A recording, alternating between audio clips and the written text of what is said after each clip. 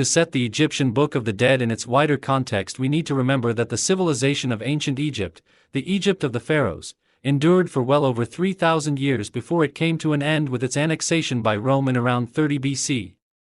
Periods of political strife and upheaval were balanced by times of peace and prosperity, the most significant of which coincide with the periods known as the Old Kingdom, 2650 to 2152 BC, the Middle Kingdom, 1986 to 1759 BC, and the New Kingdom, 1539 to 1069 BC.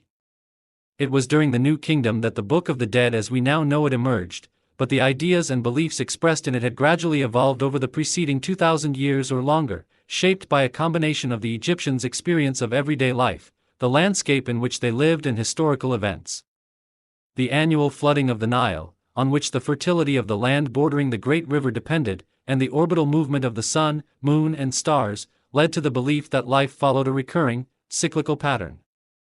Moreover, the universe appeared to be governed by an eternal cosmic order, Ma'at, within which everything had its rightful place. Even human life, whose principal phases of birth, youth, parenthood, old age, and death were compressed into a lifespan of about 35 years, was an integral part of this cosmic order.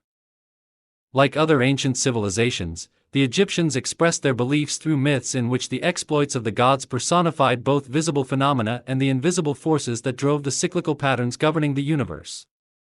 The myths and the religion they inspired underwent a considerable evolution in the millennia prior to the emergence of the Book of the Dead, influenced partly by shifts in regional power and partly by the priests who attended to the temples and cult centers in cities up and down the Nile.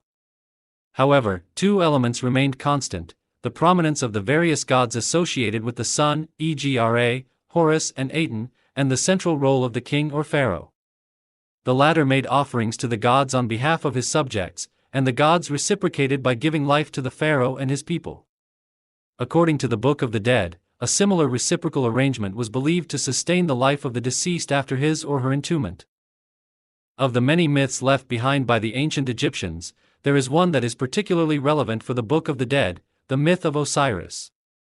The full myth is quite lengthy, but its principal elements are as follows. The sky goddess Nut and the earth god Geb had 4 children, 2 sons, Osiris and Set, and 2 daughters, Isis and Nephthys. The brothers married their sisters. Osiris married Isis, and Set married Nephthys, and Osiris, as firstborn son, succeeded his father to the throne of Egypt. He ruled the primitive Egyptians with kindness and educated them, thus laying the foundations of the great civilization they were to become. Set grew jealous of Osiris and murdered him, dismembered his brother's body, scattered the pieces across Egypt, and seated himself on the throne. Isis, with the help of her sister Nephthys and the gods Anubis and Thoth, located the pieces of her husband, gathered them together and mummified his body, thus restoring him to life. Rather than return to earth, however, Osiris became the eternal ruler of the realm of the afterlife, the netherworld or Duat.